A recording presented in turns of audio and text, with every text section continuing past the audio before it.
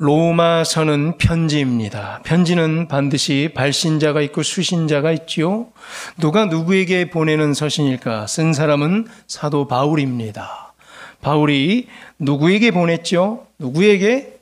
로마 사람들에게. 프로스, 로마 이우스. 프로스는 전치사 투예요. 누구를 향해 가는 거죠. 투 누구에게? 로마 이우스, 로마 사람들에게. 막연한 전체 로마인들을 향해 가기도 하지만 분명히 로마 교회 성도들이 이 편지의 수신자입니다. 그러면 편지에서 너희가, 너희를 이라고 나올 때 너희는 누굴까요? 편지는 누구에게 쓰는 거라고요? 로마 사람들에게 쓰는 거예요? 그러면서 여기서 나오는 you, 너희는 하면은 누굴 가리키는 거예요? 로마 사람들을 가리키는 거죠. 이방 사람들이었던 로마 사람들. 로마 사람들에게 보내는 편지니까 당연히 너희는 할 때 로마 성도들을 가리키죠. 그런데 로마 사람들은 어떤 사람이냐? 한 번도 바울이 본 적도 없는 사람들이에요.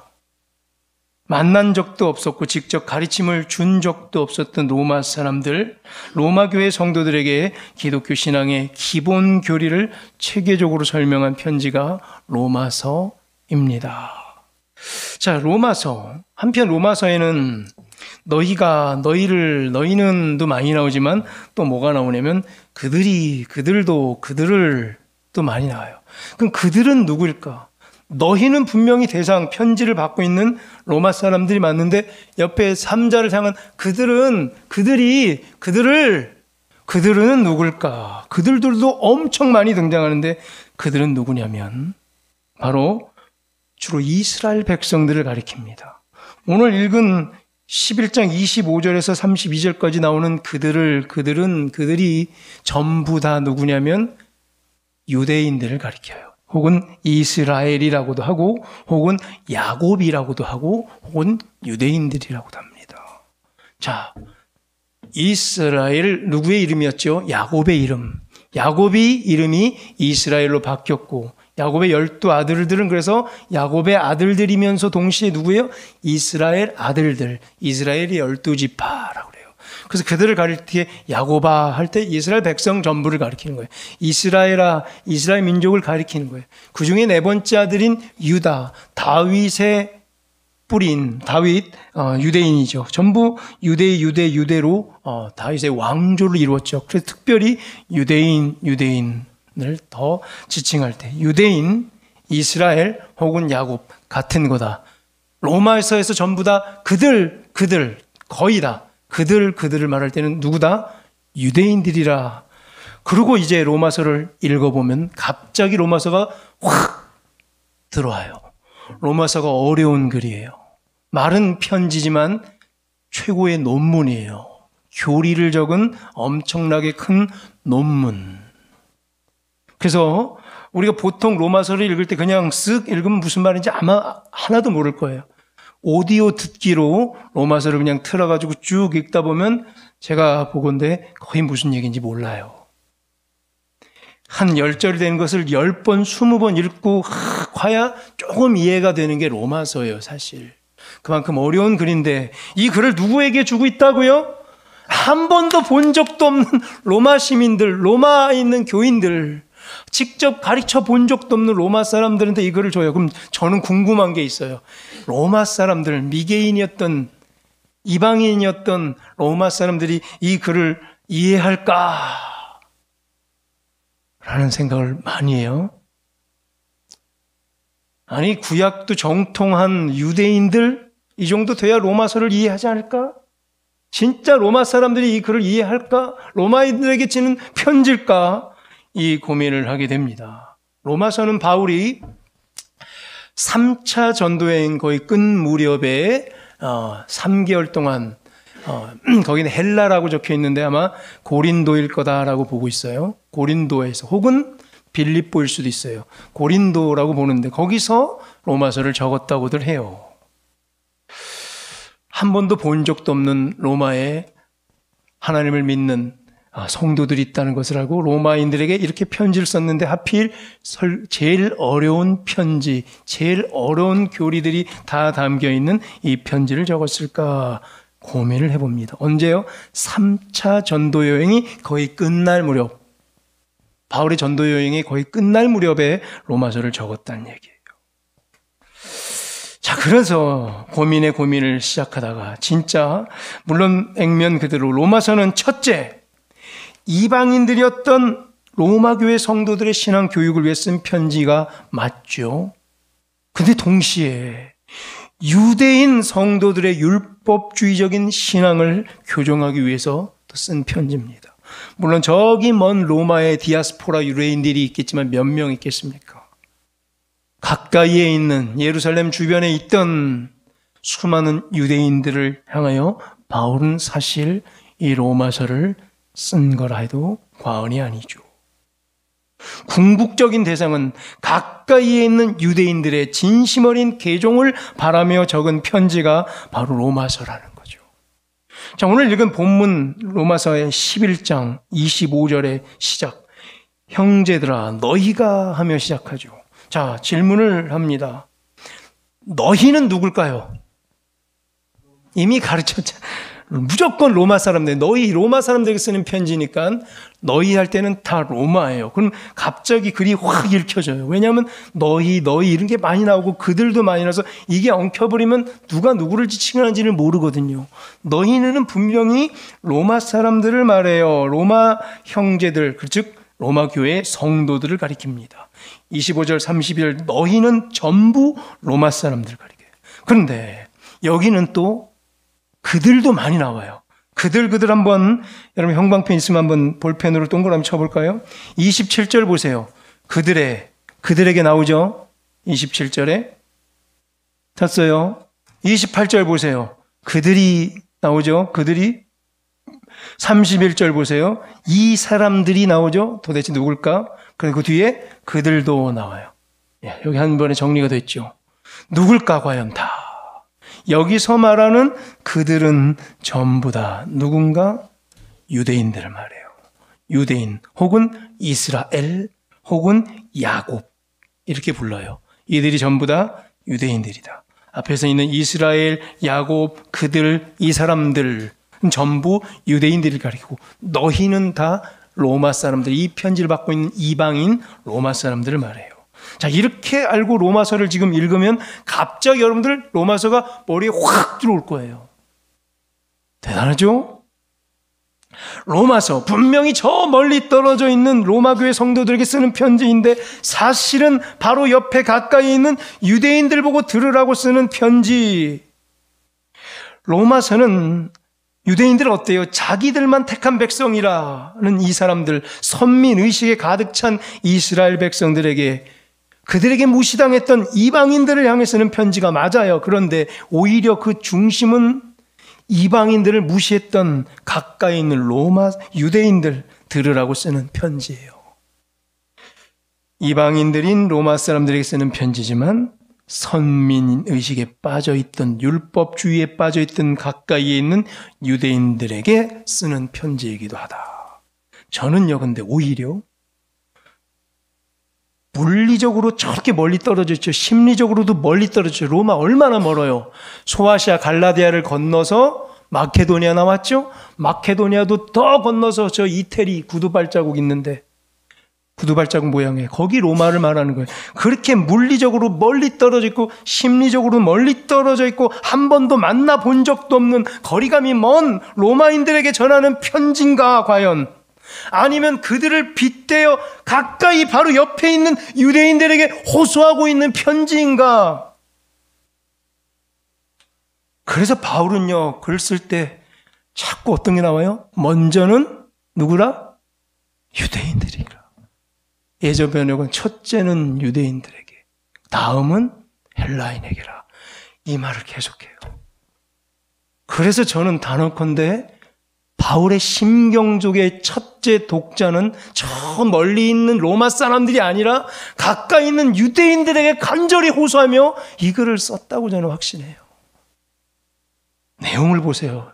로마 사람들이 이거 어떻게 알아들어요?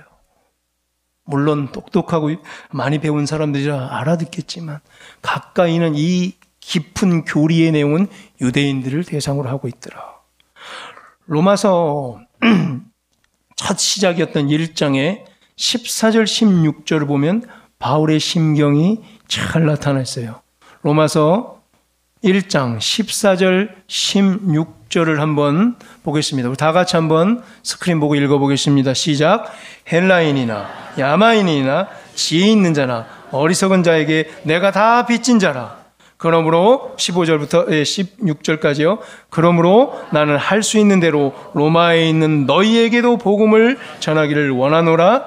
내가 복음을 부끄러워하지 아니하노니 이 복음은 모든 믿는 자에게 구원을 주시는 하나님의 능력이 됨이라. 먼저는 유대인에게요 그리고 헬라인에게로다. 아멘. 로마에 있는 너희 로마 교회 성도들에게 복음을 전하기를 원하는데 먼저는 누구다? 유대인이다. 이게 바울의 솔직한 심정이에요. 저 앞에 있는 14절에 헬라인이나 야만인이나 이렇게 쓰고 있죠. 헬라인은 누구냐면 마케도니아 사람들을 말해요. 데살로니가, 고린도, 빌립보 여기 있는. 근데 야만인은 누군가? 더 건너편에 있는, 더 멀리 있는 로마 사람들을 말해요. 심리적으로, 물리적으로 더 멀리 있는 야만인이라고 보는, 바바리안이라고 나와요. 야만미 너무 멀어서. 그리고 지혜 있는 자는 누구를 가리킬 것 같아요? 바로 옆에 있는 유대인들이요. 뭘 해도 다 아는 사람들. 이건 이렇고 이건 이랬고 이건 이래서 이러고 이건 내가 많이 해봐서 아는데 이건 우리는 원래 이렇게 했고 다 아는 사람들, 지혜 있는 자들. 저 옆에 있는 어리석은 자. 여기 어리석은 자는 익숙하지 않은 자들을 말하고 있는 거예요. 모두 다 해당되죠. 그러니까 누구든지 다 이 복음을 누구에게나 다 전하고 싶은데 15절을 보면요. 로마에 있는 너희에게도 이렇게 적혔어요. 약해요, 의지가. 반드시 로마에 있는 너희에게 전할 것이다가 아니라 가능하면 로마에 있는 너희에게도 하고 전할 수 있으면 전하고. 약해요, 의지가.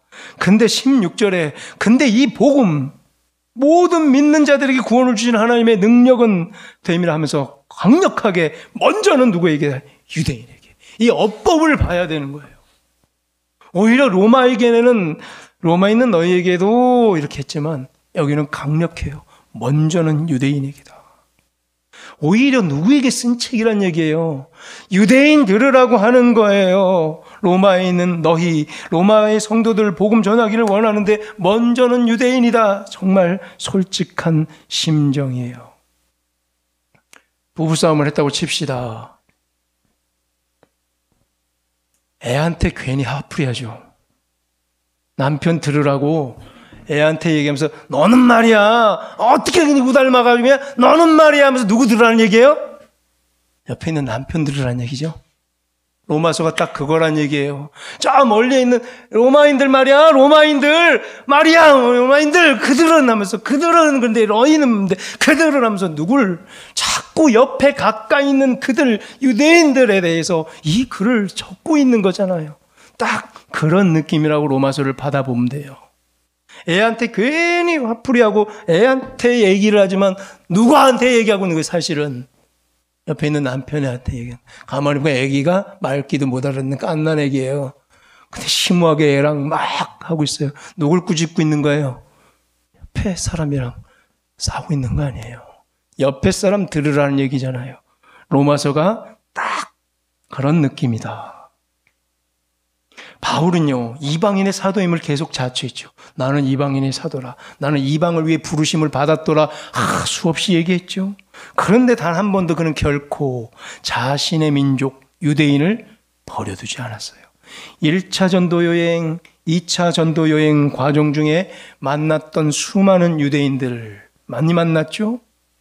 어때요, 유대인들? 우리 오후 예배 때 사도행전을 쭉 살피고 있는데 벌써 1차 전도여행 끝났고 2차 전도여행 이제 끝나요. 수없이 많은 유대인들을 만났잖아요. 근데 유대인들 만날 때마다 뭐 했어요? 기가 막히게 복음 전파를 방해했죠. 그리고 회방 놀았죠. 유대인들의 특기예요. 그렇지만 바울은 늘 한결같은 마음으로 그들을 대했고 끝까지 그들에게 복음을 전했어요. 심지어는 먼저는 유대인이래게요. 이 복음의 대상이, 이 복음의 수혜자가 먼저는 유대인이 됐으면 한다고 이렇게 밝히고 있어요. 언제? 3차 전도 여행을 끝내면서 편지를 쓰는 가운데도 유대인을 챙기고 있어요.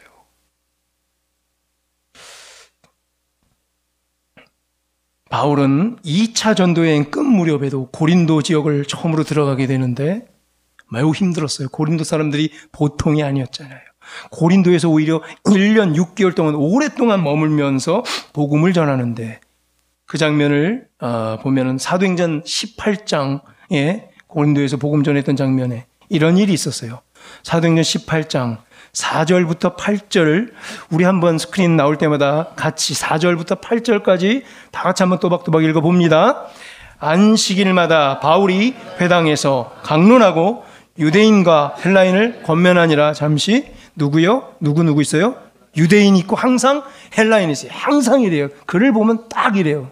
자, 5절 시작. 실라와 디모데가 마게도냐로부터 내려오매 바울이 하나님의 말씀에 붙잡혀 유대인들에게 예수는 그리스도라 밝히 증언하니. 자, 이건 복음이죠.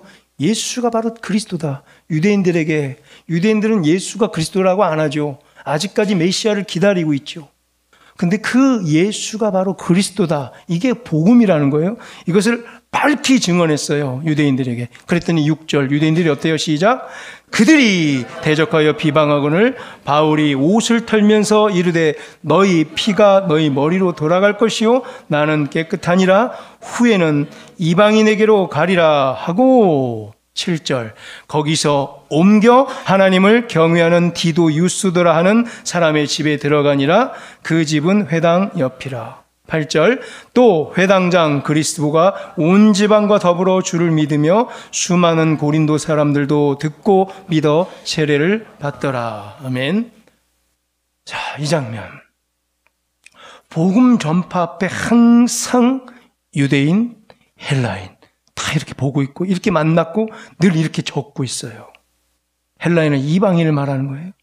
그리고 5절에 아까 사도행전 18장의 5절에 보면 그리스도가 바로 예수라고 밝히 복음을 유대인들에게 전해요. 자, 그런데 먼저 유대인들을 보죠. 먼저는 유대인들 어때요? 반응이 6절에 보니까 유대인들은 바울을 대적하고 복음을 비방해요. 항상 그랬어요. 1차 여행 내내 그랬고 만났던 유대인들마다 2차 전도 여행 내내 이상하게 만났던 유대인들마다 복음을 대적하고 비방하죠.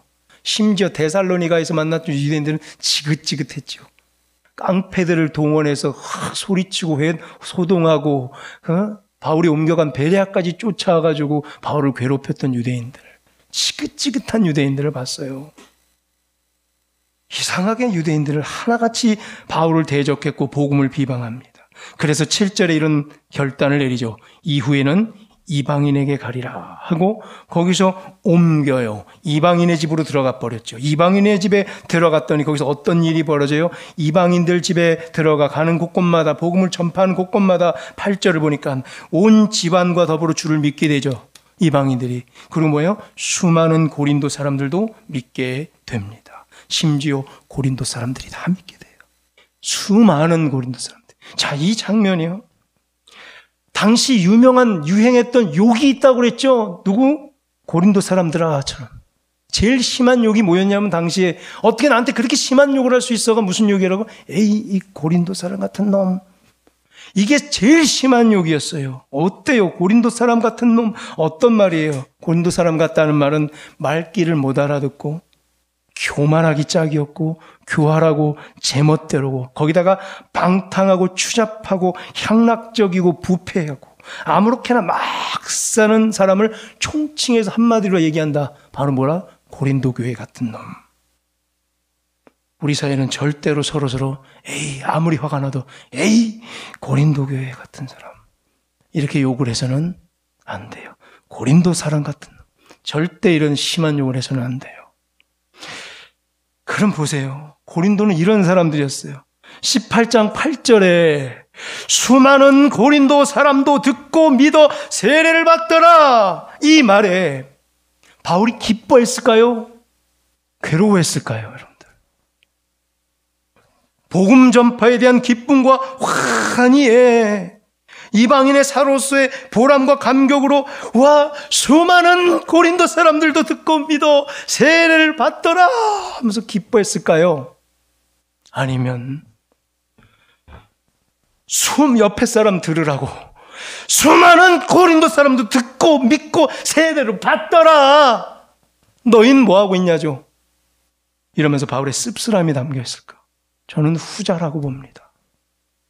저런 추잡하고 방탕한 고린도 사람들도 복음을 받아들이고 믿고 세례를 받는데 옆에 있는 그들, 유대인들 너희는 뭐하고 있는 거냐? 왜 가는 곳곳마다 괴롭히고 회방 놀고 복음을 대적하느냐? 고린도 사람들도 믿고 회개하는데 너희 유대인들 도대체 뭐냐? 말로는 이스라엘 백성, 야곱의 후손이다, 택함받은 선민이다 라고 떠들지만 사실은 유대인들은 교만하고 제멋대로며 아무렇게나 막 사는 고린도 사람만도 못한다. 자기 종족 유대인들 향한 바울의 비장한 슬픔이 거기 담겨 있는 거예요. 어떻게 이렇게 복음에 대해서 기가 막히게 적대적이고 비방만을 일관되게 일삼는가? 뭐에 어찌 이렇게 하나님의 경영을 회방을 놓을 수 있는가? 그래서 사도행전 18장 6절에서 바울은 어떻게 결심해요? 옷을 털어버렸죠. 그러면서 에스겔의 말씀을 이용합니다. 에스겔의 말씀, 너희 피가 너희 머리로 돌아갈 것이요 나는 깨끗하니라 하면서 말이죠. 뭐예요? 그토록 회방만 하고 무지와 완고와 오만에 가득 차 있는 유대인들을 볼 때 바울은 이제 더 이상 소망을 둘 수가 없었어요. 시간이 이제 아까워요. 이방인의 사도로서 빨리 가서 이방들에게 복음을 전하고 싶은데 언제까지 이 유대인들만 붙잡고 있을 수가 없었던 까닭에 옷을 벗어서 퍽 털어버려요. 이건 뭐예요? 유대 사람들의 풍습이에요. 옷을 벗어서 털어버려. 너희와 나는 이제 상관이 없다. 철저히 너희와 나는 상관이 없다라고 선을 긋는 행동이에요. 그래서 뭐라고 말해요? 너희 피가 너희 머리로 돌아갈 것이다. 나는 깨끗하다. 에스겔 말씀이라고. 에스겔 말씀 한번 볼까요? 33장 에스겔 3절과 4절 우리 한번 읽어보겠습니다. 시작. 그 사람이 그 땅에 칼이 임함을 보고 나팔을 불어 백성에게 경고하되 그들이 나팔 소리를 듣고도 정신 차리지 아니하므로 그 임하는 칼에 제거함을 당하면 그 피가 자기의 머리로 돌아갈 것이라. 아멘. 파수꾼이 그렇게 나팔 불어 외쳐요. 지금 위험하다.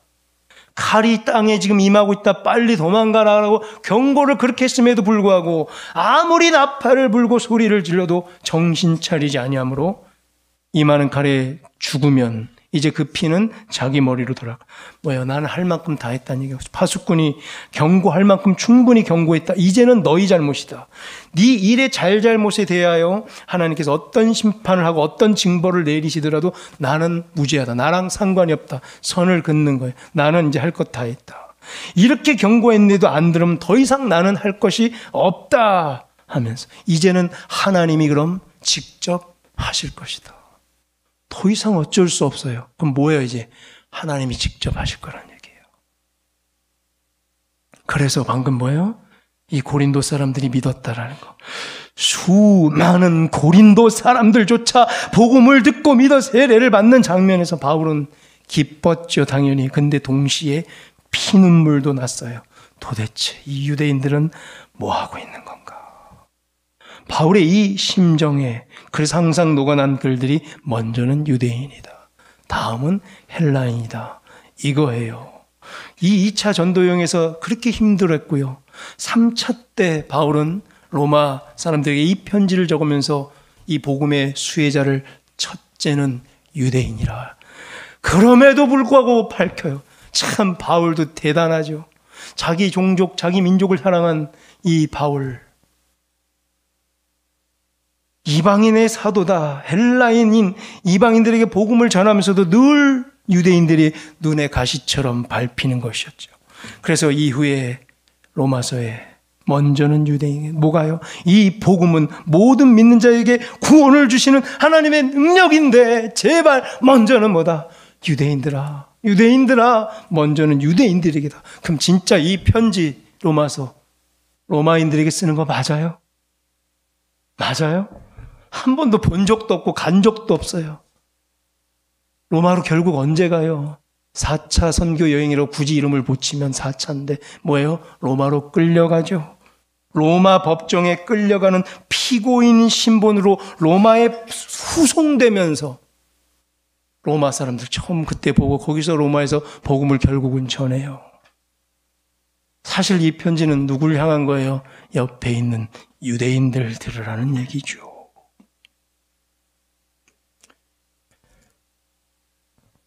바울의 열정은 위대하여 자기 민족, 자기 종족, 유대인들을 향한 바울의 사랑은 정말 위대하다고 저는 볼 수밖에 없어요.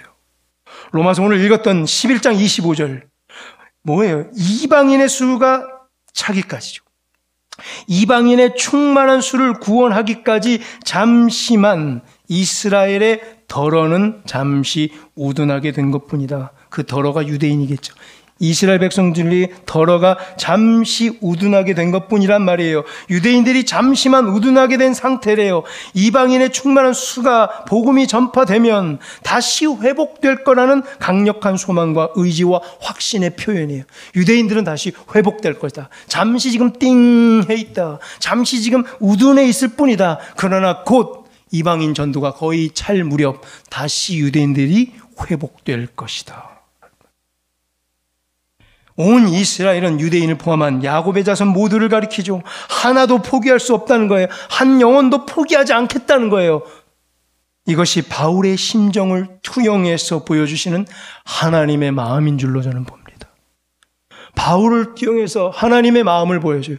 먼저 믿었던 내 사람 유대인들 한 명도 놓치지 않겠다.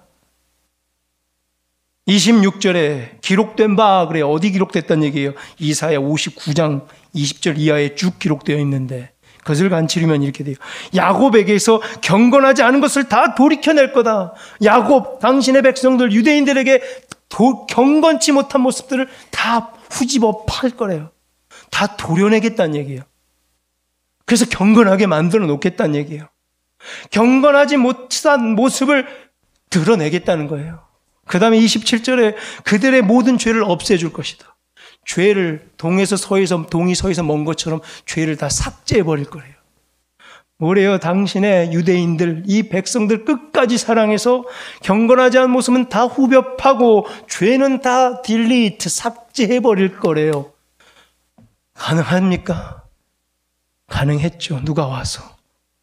예수 그리스도가 오셔서 십자가에 대신 달리시면서 그 경건치 못한 것을 다 후벼 파냈고 그 죄악들을 다 삭제했어요. 그래서 다 이루었다 하셨잖아요. 그리고 엘리 엘리 라마 사박다니 했잖아요. 나의 하나님 나의 하나님 왜 나를 삭제하십니까? 라고 삭제 딜리트 죄악을 다 삭제해버리셨잖아요.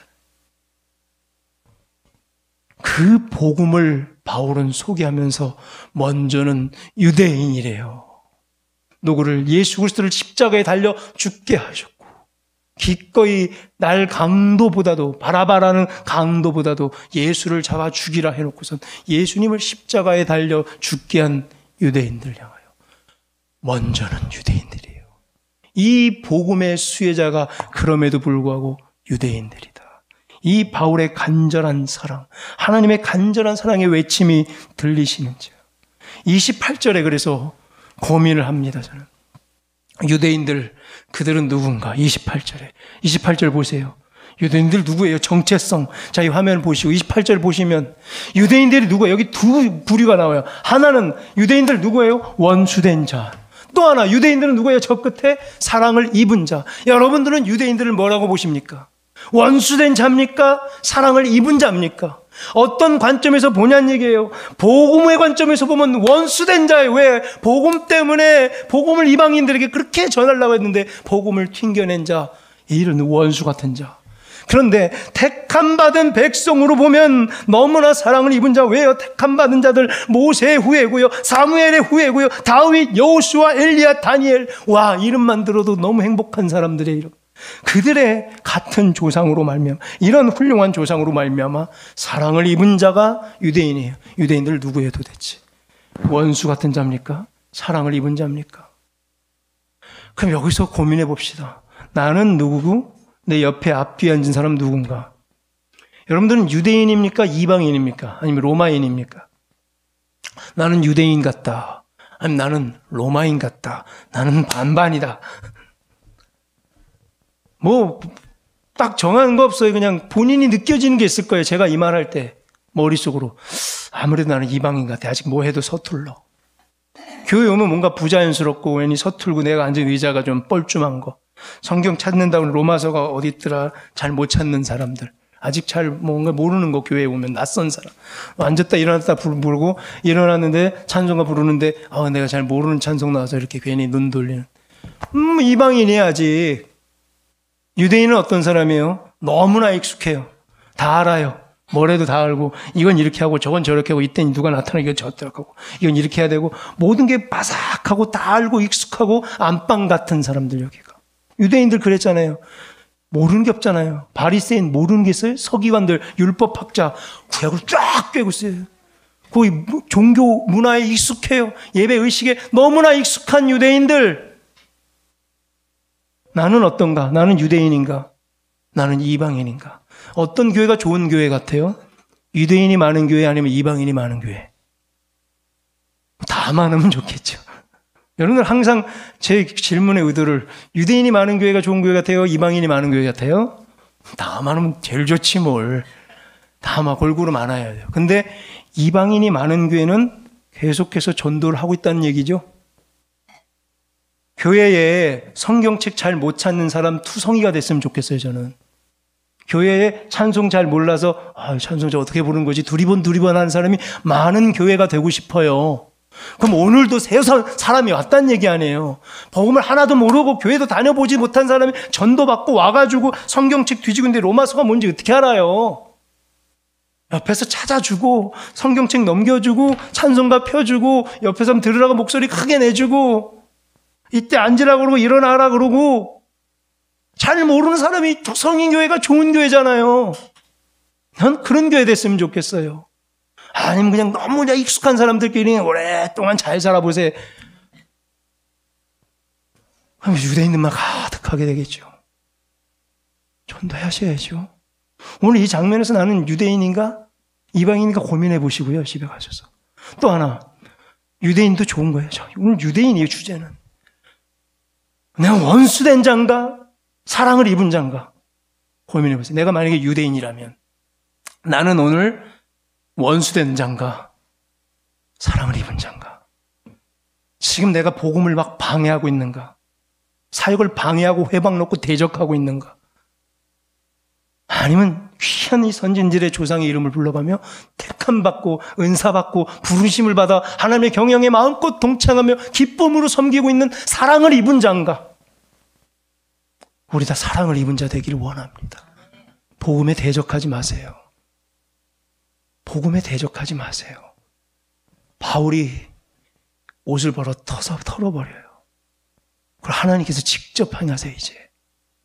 그럼에도 불구하고 오늘 바울의 글은 뭐예요? 오직 유대인들에게 향했어요. 고린도 사람들도 믿는데 먼저는 유대인이다. 그래서 오늘 11장 25절부터 32절에 유대인들을 향한 크게 간절함이 또 간절함이 녹아 있는 거예요. 이제 말씀 맺겠습니다. 29절에서 하나님의 은사와 부르심에는 후회하심이 없다고 바울은 전합니다. 후회하심이 없다. 아메타 멜레토스. 아니다. 취소 멜레토스. 취소가 불가능하다. 야구 심판이 홈에서 딱 들어오는 사람 한번 아웃 그러면은 돌이킬 수 있어요? 없어요? 없어요. 물론 요새는 이렇게 하죠. 비디오 판독해가지고 봐요. 사방에서 찍은 것 같고 요새는 돌이키지. 옛날에는 한번 아웃 그러면 뭐예요? 죽어 목에 칼이 들어와도 안 물려요. 심판은. 그게 심판의 권세예요. 심판의 권세는 거예요. 취소하지 않는다는 거예요. 절대 내 판단을 취소하지 않겠다. 물리지 않겠다. 후회하지 않겠다. 즉 뭐예요? 실수하지 않는다는 얘기예요. 그만큼 권세가 있다는 거예요. 내 판단은 정확하고 절대 실수가 없다는 거. 취소할 수 없다. 아메타 멜레토스. 하나님은 뭐라고요? 은사와 부르심. 은사는 카리즈마예요. 부르심은 클레이스예요. 클레시스. 불렀다. 너를 불렀다. 클레오. 콜.